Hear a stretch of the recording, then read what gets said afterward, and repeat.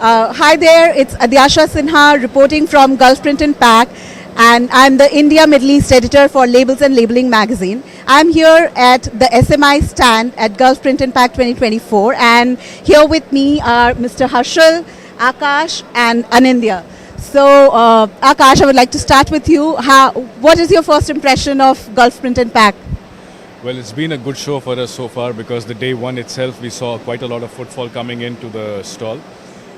We are definitely seeing the landscape that has changed in the last 6 months being observed or reflected as far as the exhibition is concerned, where earlier the number of label stocks manufacturers who were exhibiting here was maybe 2 or 3. Right now it's more than 12. So that is subsequently going to show in the answer that Harshal is going to give you regarding the landscape of the market and how it has changed. That said, we are also seeing quite a lot of investment in the machines. As you would see or know, that most of the machines that are being displayed here have already been sold to someone or the other in the region. Other than that, I think we also see quite a bit of impression from the Europeans that are coming into this market, in this exhibition as well, signaling the fact that there can be some kind of cross-pollination between how the business are being operated in the union. Other than that, I think it's been a good exhibition for us so far, and here's hoping that today and tomorrow continues to maintain the momentum. Great. So, Harshal, like you mentioned, I would like to ask you about the trends or the opportunities you see in the Middle Eastern market. Middle East market is really growing like anything, and a lot of new entrants are coming into this industry. They have seen a great success of the existing players who played a major role in last 10 years in Dubai especially, and now the business this market is really expanding to other region, neighboring countries, and again we could see a much bigger focus from Saudi, your Qatar, your Bahrain, and nearby countries. Not only that, Dubai is becoming a business center for North African countries as well. That is adding a lot of things.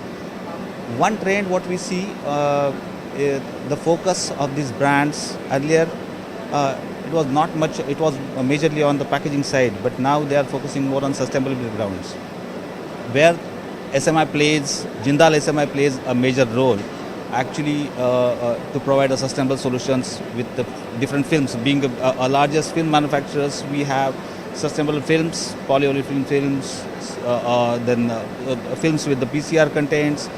Then we make our own PET liners, so recyclability, all those aspects. Then we have certain adhesive grades which are developed for recyclability, wash of labels. All those trends are now catching up in this market, and that's how we are positioning ourselves in this market.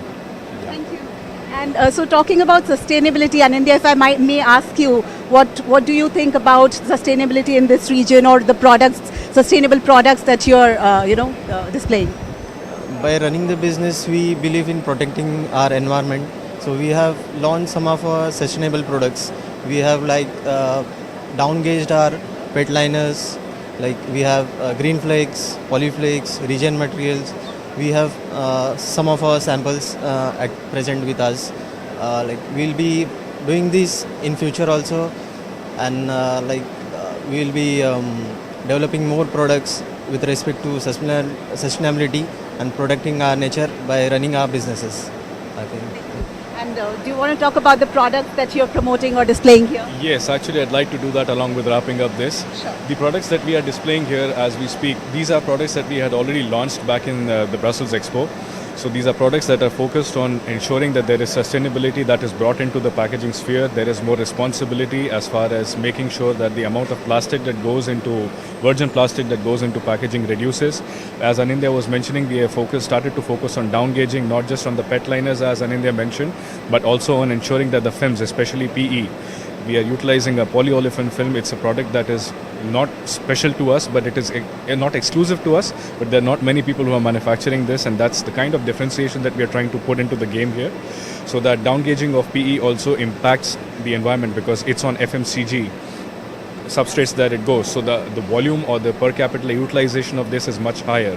And that's where we are trying to leverage our technology, our skills, our maturity as far as this market is concerned.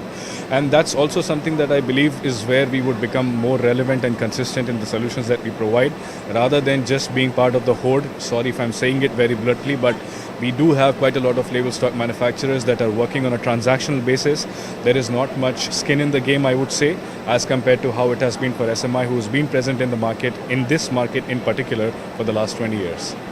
We have also brought in wash-off labels. That is the last product that I would speak of, because rest Anindya has already covered very brilliantly.